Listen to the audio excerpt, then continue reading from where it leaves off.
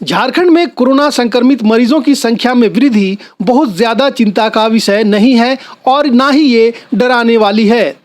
राज्य का doubling rate देश के डबलिंग रेट से 3 गुना अच्छा है। साथ ही अगर डेथ रेट की स्थिति और अन्य राज्यों से काफी बेहतर है।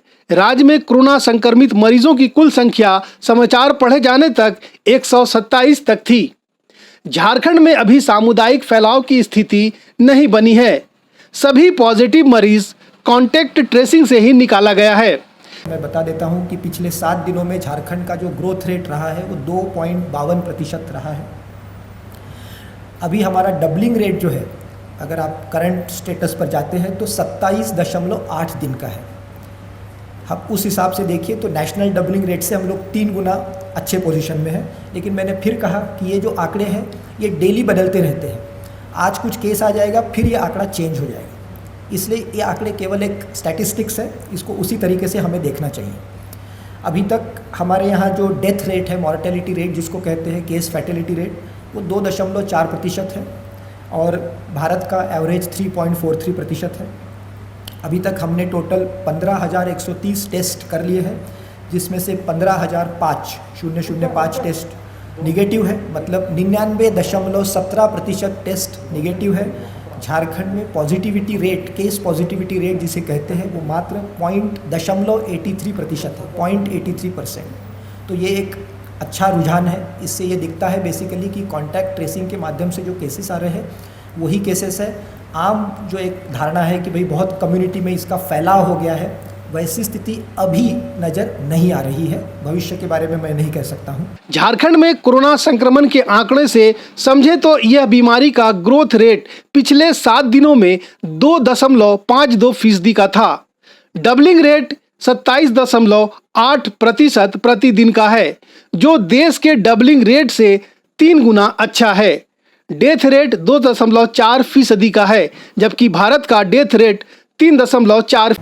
हमें निश्चित रूप से टेस्ट को बढ़ाने की आवश्यकता है। मोर सो जब कई राज्यों से अभी माइग्रेंट हमारे राज्य में वापस आ रहे हैं, तो राज्य की स्वास्थ्य व्यवस्था पर निश्चित रूप से उसका एक अतिरिक्त दबाव पड़ने वाला है, क्योंकि इसमें से कई लोग जो है वो जो रेड जोन्स है वहाँ से आ रहे हैं और हम लोग अभी प्रयासरत हैं कि इनको अधिक से अधिक संख्या में ये जो माइग्रेंट्स आए हैं उनका हम लोग सैम्पलिंग कर सकें, ताकि अगर उसमें कोई पॉजिटिव है तो हम लोग तुरंत उसे आइसोलेट कर सकें। अभी अगर हम लोग एज का डिस्ट्रीब्यूशन देखें तो हमारे सारे के सारे ही पेशेंट्स जो है वो 60 साल से नीचे के हैं और 0 to 10 ईयर्स में मात्र 7 लोग हैं।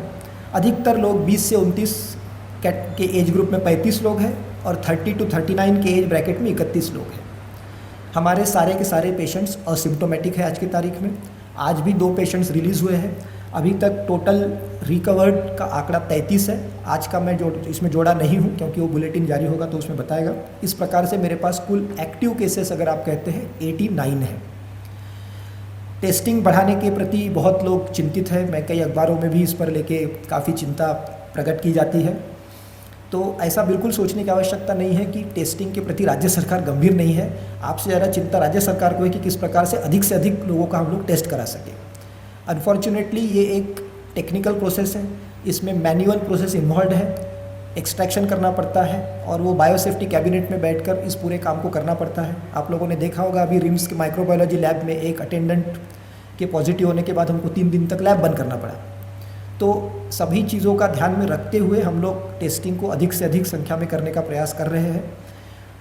टेस्टिंग को प्रत्येक ज़िले में करने के लिए हम लोगों ने विशेष रूप से एक ट्रूनेट मशीन भारत सरकार ने स्वीकृत की है, उसका राज्य सरकार ने ऑर्डर कर दिया है।